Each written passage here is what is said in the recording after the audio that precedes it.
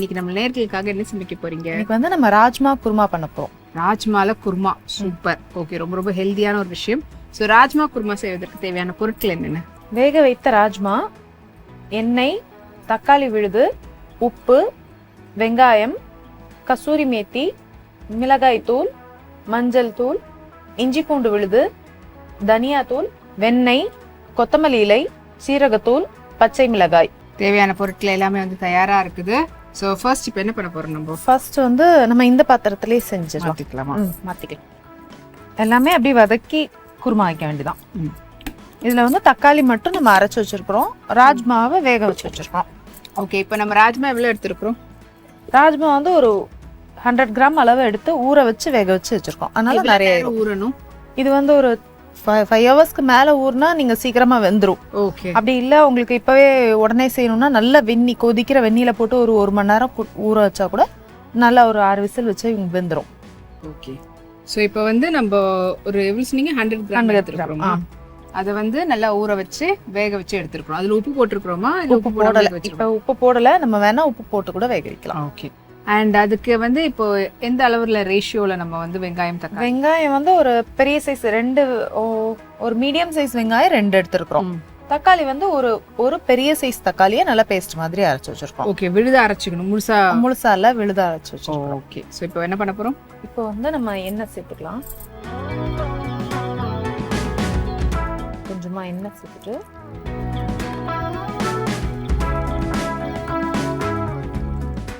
இதுல வந்து தாளிசத்துக்குலாம் ஒண்ணும் கிடையாது, நம்ம டைரக்டா வெங்காயம் சேர்க்க வேண்டியதான். வெங்காயம் பொடியா கட் பண்ணி வச்சிருக்கிறத ஒன்னா சேர்த்தலாம். பொடியா தான் கட் பண்ணி போடணும்.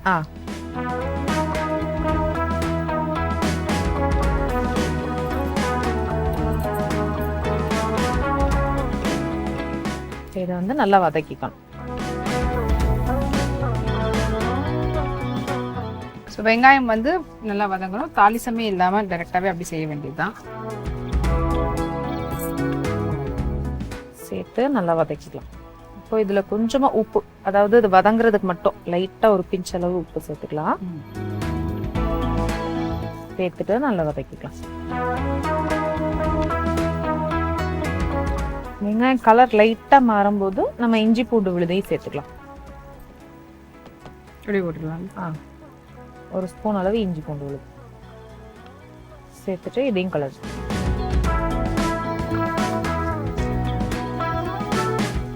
இது நல்லா கலர் மாறுற அளவுக்கு வதக்கணும்.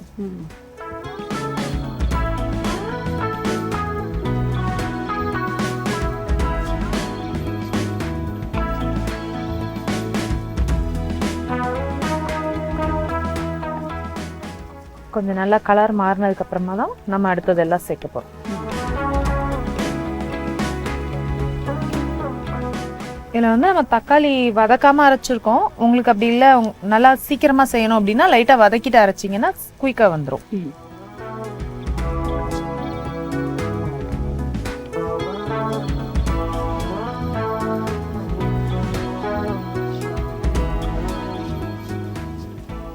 இது வந்து நம்ம தக்காளி தான் திக்னஸ்க்காக வச்சிருக்கோம். இல்ல உங்களுக்கு இன்னும் கொஞ்சம் கெட்டியா வேணும் அப்படின்னா தேங்காய் கூட அரைச்சு சேர்க்கலாம். ஓகே. நமக்கு ஃபைனலா ரொம்ப திக்கா வேணும், இல்ல நிறைய பேர் இருக்கிறாங்க அப்படின்னா கொஞ்சம் தேங்காய் கூட அரைச்சு சேர்க்கலாம். ஆப்ஷனல் தான். அப்படி இல்லையா இந்த ராஜ்மாவே கொஞ்சம் எடுத்து நல்லா மசிச்சு கலக்கிட்டீங்கன்னா அது கொஞ்சம் திக்னஸ் கிடைச்சிரும். இப்ப நம்ம அப்படிதான் பண்ண போறோம். கொஞ்சமா எடுத்து அப்படி நல்லா கடைஞ்சிட்டு அதுக்கப்புறமா நம்ம சேர்க்க போறோம். மற்றபடி நீங்க வந்து உங்களுக்கு இல்ல எனக்கு இன்னும் கொஞ்சம் குவான்டிட்டியும் அதிகம் வேணும் அப்படிங்கிறப்போ தேங்காய் அரைச்சு ஊற்றிக்கலாம். நீங்க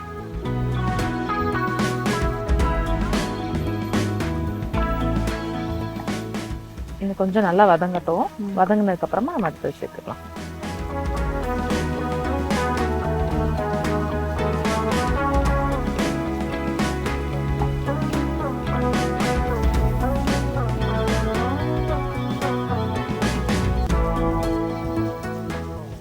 கலர் சேஞ்ச் ஆகி வருது. இப்போ வந்து நம்ம தக்காளி விழுது ஒன்னா சேர்க்கலாம்.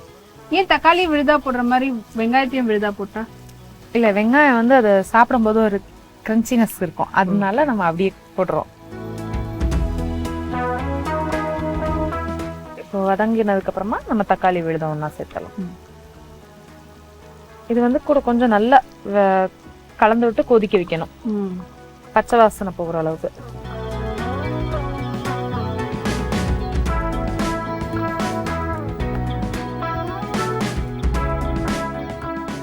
இது கூடவே 2 பச்சை மிளகாயும் சேர்த்துக்கலாம். ஓகே. கட் பண்ணி ஒண்ணா சேர்த்துடலாம்.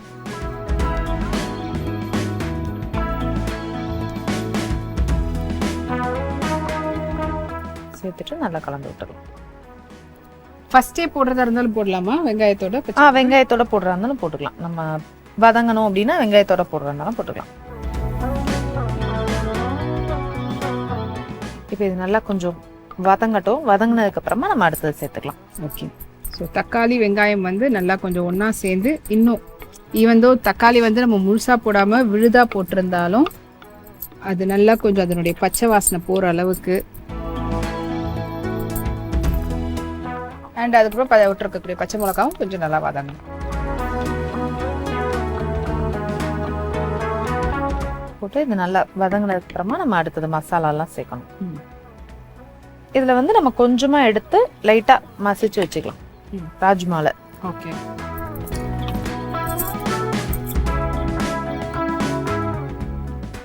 போதுமா? இந்த அளவு எடுத்தா போதும். நம்ம இதை மட்டும் லைட்டா மசிச்சு வச்சுக்கலாம்.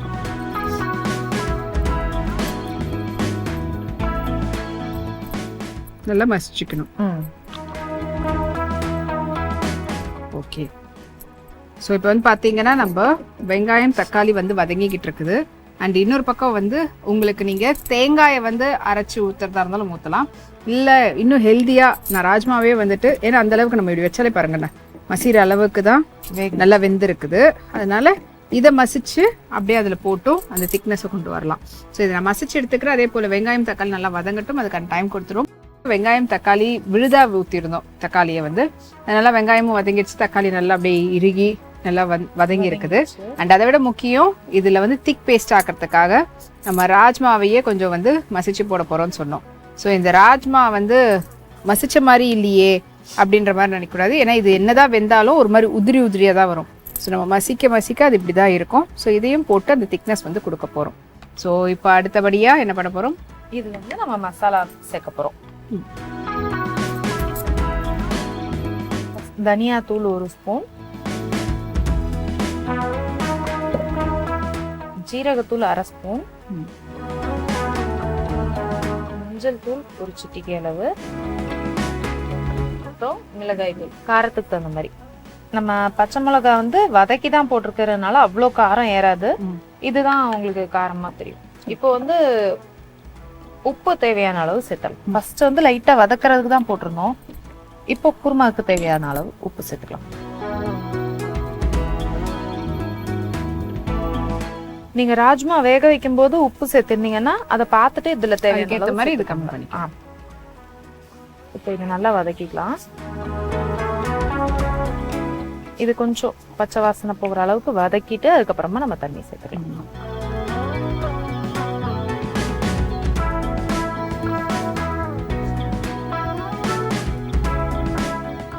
ஓகே. ஸோ இப்போ வந்து பார்த்தீங்கன்னா தக்காளியும் நம்ம அரைச்சி ஊற்றுறதுனால அதுலேயும் ஒரு ரெட் டோன் இருந்தது.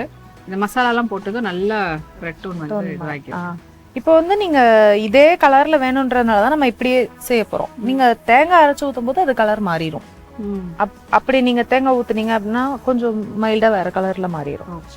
இந்த குருமா இதே கலர்ல இருக்கணும் அப்படின்னா அப்படியே விட்டுட்டு நம்ம இதை அரைச்சு ஊத்தினாலே நமக்கு கரெக்டா இருக்கும். இது அரைச்சு ஊத்தணும்ன்றது ஆப்ஷனல் தான்ல, மசிக்கணும் அது ஆப்ஷனல். அப்படியே போடுறதுனாலும் போட்டுக்கலாம். ஒரு திக்னஸ்க்கு வேணும்னா நீங்க அது மாதிரி பண்ணிக்கலாம். கொஞ்சம் கெட்டியாகணும் அப்படின்னு நினைச்சீங்கன்னா நீங்க அந்த மாதிரி பண்ணிக்கலாம். இல்ல எப்படியே இருக்கட்டும் அப்படின்னா நம்ம அப்படியே சாப்பிடுவோம். இல்ல இந்த ஆப்ஷன் யூஸா பாருங்க. இப்போ 2 வெங்காயம் நம்ம வந்து பொடியா நறுக்கிறதுக்கு பதில் 1 வெங்காயம் விழுதாவும் 1 வெங்காயம் பொடியா நறுக்கி அப்படி போட்டு பண்ணா அப்படியே போடலாம். அப்படியும் போட்டு கூட நீங்க பண்ணலாம். ஆனா அந்த திக்னஸ் எல்லாம் இருக்காது, ரொம்ப திக்கா இருக்காது. குருமான்றது ஏற்கனவே கொஞ்சம் தண்ணியா தான் இருக்கும். நம்ம ரொம்ப தண்ணியா ஒட்டாம இருந்துடக்கூடாதுல்ல, அதுக்காக இது ஒட்டணும் அப்படின்றதுக்காக நம்ம அது சேர்க்கறது. இப்ப ராஜ்மாவை இப்பவே போடணுமா இல்ல தண்ணி ஊத்திட்டு அதுக்கப்புறம் நம்ம போட்டுக்கலாம். இந்த இதுல தண்ணி ஊத்திட்டு அப்புறம் போட்டுக்கலாம். வெண்ணெய் வந்து இதுல கடைசி சேர்க்கணும். வெண்ணெய் சேர்க்கும் போது ஒரு நல்ல ஒரு எக்ஸ்ட்ரா ஃபிளேவர் கிடைக்கும். வெண்ணெய் நம்ம இதுல சேர்க்க போறோம். வதக்குறதுக்கு எதுக்குமே வெண்ணெய் தேவைப்படாது. ஃபைனலா இறக்கும் போது கொஞ்சம் வெண்ணெய் சேர்த்து இறக்கணும். பாருங்க இப்ப நல்லா வதங்கிருச்சு. மசாலா ஸ்மெல் போனதுக்கு அப்புறமா நம்ம தண்ணி சேர்த்துக்கலாம். தண்ணி சேர்த்துக்கலாமா?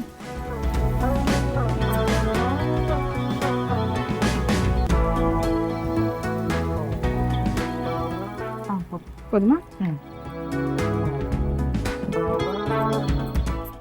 லைட்டா சூடு கொதி வரட்டும், நம்ம ராஜ்மாவை சேர்த்துடலாம். இது தண்ணி போதுமா? என்ன ராஜ்மா போடும்போது வேணும் ஊத்திக்கலாம், இன்னும் கொஞ்சம் ஊத்திக்கலாம். திக் ஆகாது. என்ன உங்களுக்கு ராஜ்மா வந்து அரைச்சு வைக்கல, அப்படியே முழுசா இன்னும் கொஞ்சம் போதும்.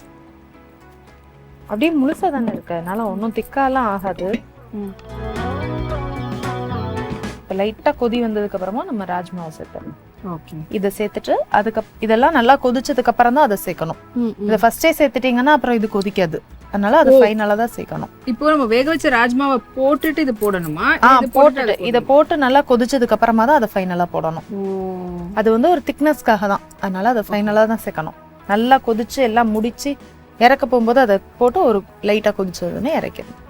இப்போ நீங்க தேங்காய் அரைச்சு ஊத்தலாம்னு சொன்ன மாதிரி முந்திரி கூட அரைச்சு ஊத்தலாம்ல? தேங்காய்க்கு பதிலா முந்திரி கூட பால்ல ஊற வச்சு அரைச்சிங்கன்னா இன்னும் நல்லா இருக்கும். ஒரு ஃப்ளேவரும் இருக்கும், பிளஸ் திக்னஸும் இருக்கும். அதுவுமே நீங்க வெறும் தேங்காய் மட்டும் இல்ல, அது கூட கொஞ்சம் கசகசா அந்த பொட்டுக்கடலை ஏதாவது ஒண்ணு இல்ல முந்திரி ஏதோ ஒண்ணு சேர்த்து அரைச்சாதான் கொஞ்சம் திக்னஸ் கிடைக்கும். ஓகே, ஸோ இப்போ வந்து பார்த்தீங்கன்னா கசகசா யூஸ்வலாக குருமானாலே கசகசா போட்டு பண்ணுறது. அண்ட் தேங்காவும் அதே தான், குருமானா தேங்காய் கசகசா இதெல்லாம் இருக்கணும்.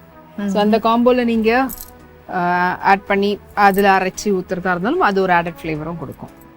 இது வந்து ரைஸுக்கா இல்லைன்னா டிஃபனுக்கா? இது வந்து நீங்கள் எதுக்குனாலும் யூஸ் பண்ணிக்கலாம். ரைஸ்க்கும் சாப்பிட்டுக்கலாம், ஒயிட் ரைஸில் போட்டு பிசைஞ்சும் சாப்பிடலாம், இல்லை சப்பாத்திக்கு குருமானாலும் வச்சுக்கலாம், நான் வச்சு சாப்பிடலாம், வெரைட்டி ரைஸ்க்கு கூட சாப்பிட்டுக்கலாம். எல்லாத்துக்கும் சூட் ஆகும்.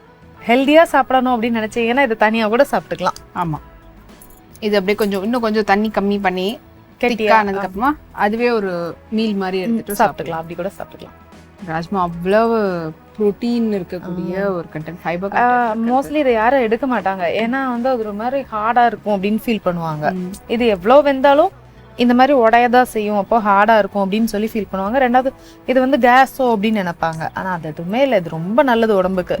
சாப்பிட ஒரு லிமிட்டோட சாப்பிட்ற வரைக்கும் எதுவுமே நல்லது, கொஞ்சம் அதிகமானா அதுக்கு நல்லது இல்லை.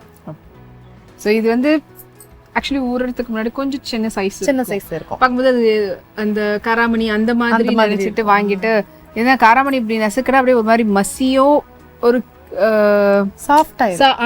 இதுல வந்து பவுடரி ஆகுது அப்படின்ற மாதிரி யோசிப்பாங்க. அப்ப இது நம்ம இன்னும் வேக வைக்கலையோ அப்படின்றதுலாம். நீங்க எவ்வளவு வேக வச்சாலும் அது அப்படிதான் இருக்கும். பபிள்ஸ் வர ஆரம்பிச்சிருச்சு, நல்லா கொதிக்க ஆரம்பிச்சிருச்சு. இந்த ஸ்டேஜ்ல நம்ம வேக வச்ச ராஜ்மாவை சேர்த்தரலாம்.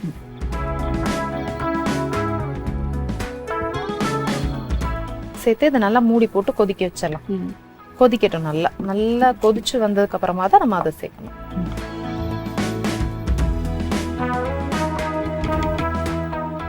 இதுலயே நீங்க உப்பு காரம் ஏதாவது பார்க்கணும்னா பார்த்துக்கலாம், கரெக்டா இருக்கான்னு பார்த்துட்டு மூடி வச்சிடலாம். மூடி வச்சு கொஞ்ச நேரம் கொதிக்க. இப்போ ஆல்ரெடி எண்ணெய் பிரிஞ்சு வரக்கூடிய ஸ்டேஜ்ல இருக்குது, ஆனா ராஜ்மா போட்டுக்கிறோம். அந்த ராஜ்மாக்கு ஒரு 10 நிமிஷம் கொடுத்தா கரெக்டா இருக்கும். ராஜ்மாக்குள்ள அந்த கிரேவி இறங்கணும்ல, அதனால அதுக்கு ஒரு 10 நிமிஷம் கொடுக்கணும். ஓகே, ஸோ அந்த மசாலா ஃபுல்லா அதுல இறங்கி அதுல வந்து அந்த உப்பு காரம்லாம் இறங்கினா சாப்பிடும்போது கரெக்டா ஏன்னா நம்ம வந்து வேக வைக்கும் போது உப்பும் போடாம தான் வேக வச்சிருக்கிறோம். அதனால அதுலயே அந்த கொதிக்கிற தண்ணியிலே அது கொஞ்சம் வேகும் போது கரெக்டா வந்துடணும். ஓகே, ஸோ கொதிக்கிறதுக்கு டைம் கொடுத்துரும். ராஜ்மா வேக வச்சு தனியா எடுத்து வச்சிருந்தோம், அதை வந்து நல்லா வதங்கி தண்ணியில கொதி வந்ததுக்கு அப்புறமா அந்த குருமால வந்து ராஜ்மா போட்டு சேர்ந்து ஒன்னா கொதிக்கட்டும். இப்போதான் ராஜ்மாவுடைய ஃப்ளேவர் எல்லாம் வந்துட்டு குருமால இறங்கும். குருமால இருக்கக்கூடிய அந்த காரசாரம் எல்லாம் வந்து ராஜ்மால இறங்கும் சொல்லிட்டு போட்டிருந்தோம். இப்போ அது என்ன ஸ்டேஜ்ல இருக்கு? நல்லா கொதிச்சிருச்சு, எண்ணெய் மேல அப்படியே இதுவாக ஆரம்பிச்சிருச்சு. இந்த ஸ்டேஜ்ல நம்ம வந்து ராஜ்மா மசிச்சு வச்சிருக்கிறோம்ல, இதை ஒண்ணா சேர்த்துடலாம். ரொம்ப திக்காயிடாதா? ஆகாது, இது கொஞ்சம் உதிரியா தான் இருக்கும். நீங்க நம்ம கொண்ட கடலை எல்லாம் சேர்க்கிறோம்ல, அப்போ வந்து ரொம்ப திக்னஸ் கிடைக்கும். அது வந்து நீங்க மசிச்சா அதோட கரைஞ்சிரும், இது வந்து கரையாது. அதனால நீங்க எவ்வளோ மசிச்சு சேர்த்தாலுமே கொஞ்சம் தான் திக்னஸ் கிடைக்கும், ரொம்ப திக்னஸ் வராது. இப்போ இதையுமே நல்லா கொதிக்க வச்சுட்டு வெண்ணையும் கசூரி மேத்தியும் போட்டு இறக்கணும். தண்ணி போதுமா? விடணும்? போதும், இதுவே கரெக்டாக இருக்கும். இதுக்கு மேல வேண்டாம். ஏன்னா இப்படி உடச்சி போட்டதுக்கு நடுவில் கீரி போட்டிருந்தா இன்னும் நல்லா காரமா இருக்கும். காரமா ஓ இதுலையா? பச்சை மிளகா சொல்றேன். பச்சை மிளகாவா? அது காரம் என்ன நிறைய பட்டிருக்குமா அப்படின்னு கேட்குறேன். ஏன்னா இப்போ நீங்க போட்டிருக்கிறது காஷ்மீரி மிளகாய் தூள் தானே, கலர் தான் வந்து கலர் தான் கொடுக்கும். காரம் வந்து பாக்குறதுக்கும் காரத்துக்கும் சம்பந்தமே இல்லாத மாதிரி தான் இருக்கும். ஆனா போதும். இல்லை இப்போ டிஃபனுக்குனா காரம் கம்மியாக இருந்தால் நல்லா இருக்கும். டிஃபன் கேஸ் நீங்க ஒரு கீ ரைஸ் இல்லை ஜீரா ரைஸ் அதெல்லாம் வந்து காரமே இல்லாம இருக்கும். ஸோ அதுக்கு இது கொஞ்சம் காரமா இல்ல இப்படியே இல்லைன்னா நம்ம ரெட் சில்லி கூட சேர்த்துக்கலாம். சில்லி பவுடர் நம்ம இல்ல இப்போ இன் கேஸ் ரைஸ்க்கு அவங்க செய்யறாங்கன்னா நல்லா கீரி போட்டுக்கலாம். ஸோ நீங்க செய்யறது எதுக்குன்னு பொறுத்து. டிஃபனுக்குன்னா காரம் கொஞ்சம் கம்மி பண்ணிட்டு இது பண்றது, ரைஸ்க்குன்னா அதுக்கு ஏற்ற மாதிரி பண்ணிட்டு. இப்போ நல்லா கொதிச்சு வருது. இப்போ கொஞ்சமா நம்ம வெண்ணெய் சேர்த்துக்கலாம். இதுலயே சேர்க்கும் போது அந்த கொஞ்சம் அதோட சேர்ந்து உருகும் போது இன்னும் நல்லா இருக்கும். உருகி அது கொதிக்கும் போது கொஞ்சமா கொத்தமல்லி இலையும் சேர்த்துடலாம்.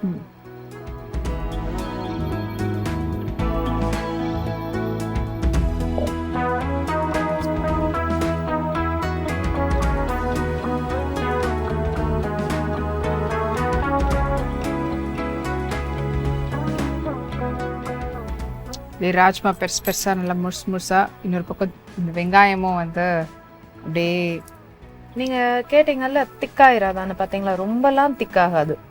நம்ம ஆல்ரெடி சொன்னதுதான், நம்ம கொண்டக்கடலை அந்த மாதிரி இதெல்லாம் மசிச்சு சேர்க்கும் போது அதெல்லாம் கரைஞ்சிரும் தண்ணியோட. அப்போ அது வந்து உங்களுக்கு ரொம்ப திக்னஸ் கிடைக்கும். இது வந்து கரையாது, அதனால உங்களுக்கு அவ்வளோ திக்காலாம் ஆகாது. கரெக்டா அந்த குருமா ஸ்டேஜ்லயே இருந்துக்கும். இதுக்கு வந்து நீங்க ரொம்ப திக்கா வேணும், கொஞ்சம் தண்ணி சேர்த்தா நான் இன்னும் கொஞ்சம் தண்ணி சேர்க்கணும் அப்படின்னு நினைச்சீங்கன்னா தான் தேங்காய்லாம் சேர்க்க சொன்னேன்.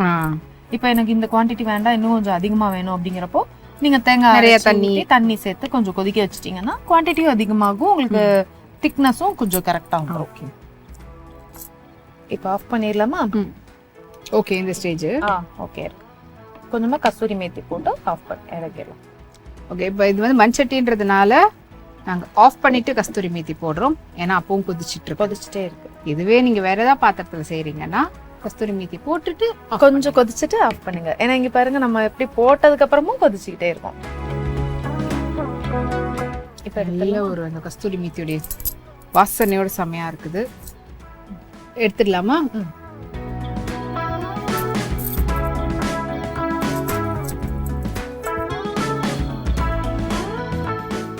செம்ம ஹெல்தியான ஒரு டிஷ் இது. நான் ஃபர்ஸ்டே சொன்ன மாதிரி தான் இது. நீங்கள் இதுக்கு ரைஸோ இல்லை டிஃபன் வேறு ஏதாவது பராத்தா, நான், ரோட்டி இப்படிலாம் யோசிக்கிறத விட்டுட்டு தனியாக கூட அப்படி சாப்பிடலாம் வெறுமனே. ஆனால் நீங்கள் வெறுமனே சாப்பிட்றதா இருந்தால் காரம் அதுக்கேற்ற மாதிரி கம்மி. இப்போ நீங்கள் சைட் டிஷ்ஷாக வைக்கும்போது காரம் தேவைப்படும். இது தனியாக சாப்பிட்றீங்கன்னு போது அவ்வளோ காரம் தேவைப்படாது. சுட சுட ராஜ்மா குருமா ரெடியாக இருக்குது. இதை எடுத்து டேஸ்ட் பண்ணுறதுக்கு முன்னாடி எப்படி செஞ்சோன்ற செய்முறை விளக்கத்தை சுருக்கமாக நேரில் சொல்லிடுங்க. பாத்திரம் நல்லா சூடானதுக்கு அப்புறமா கொஞ்சமா எண்ணெய் சேர்த்து பொடியாக கட் பண்ணி வச்சிருக்கிற வெங்காயம் சேர்த்து நல்லா வதக்கிக்கோங்க. வெங்காயம் வதங்கும் போது இஞ்சி பூண்டு விழுது சேர்த்து நல்லா வதக்கிக்கோங்க. இப்போ இது நல்லா வதங்கினதுக்கு அப்புறமா அரைச்சி வச்சிருக்கிற தக்காளி விழுதை ஒன்றா சேர்த்துட்டு இது கூட பச்சை மிளகாவை கட் பண்ணி ஒன்றா சேர்த்து நல்லா வதக்கிக்கோங்க. இப்போ இது நல்லா வதங்கி வந்ததுக்கு அப்புறமா நம்ம இதில் மசாலா சேர்த்துக்கலாம். உப்பு, மஞ்சள் தூள், மிளகாய் தூள், தனியாத்தூள், ஜீரகத்தூள் சேர்த்து நல்லா கலந்து விட்டு கொதிக்க வச்சிருங்க. இது கூட கொஞ்சமா தண்ணி சேர்த்து கொதிக்க வச்சிருங்க. இப்போ இது நல்லா கொதிச்சு வந்ததுக்கு அப்புறமா வேக வச்சிருக்கிற ராஜ்மாவை ஒன்றா சேர்த்து இதை நல்லா கலந்து விட்டுட்டு மூடி வச்சு கொதிக்க வச்சிருங்க. இப்போ நல்லா கொதிச்சு வந்ததுக்கு அப்புறமா நம்ம கொஞ்சமா ராஜ்மா எடுத்து அதை நல்லா மசிச்சு வச்சுக்கோங்க. இப்போ இந்த ராஜ்மா குருமா நல்லா கொதிச்சு வரும்போது நம்ம மசிச்சு வச்சிருக்கிற ராஜ்மாவையும் இதோட ஒன்றா சேர்த்து கொஞ்சமா வெண்ணெய் சேர்த்து கொத்தமல்லி இலை சேர்த்து நல்லா கலந்து விட்டு லைட்டாக கொதிக்க வச்சிருங்க. இப்போ இது நல்லா கொதிச்சதுக்கு அப்புறமா கசூரி மேத்தி சேர்த்து இறக்குனீங்கன்னா நம்ம சுவையான ராஜ்மா குருமா தயார்.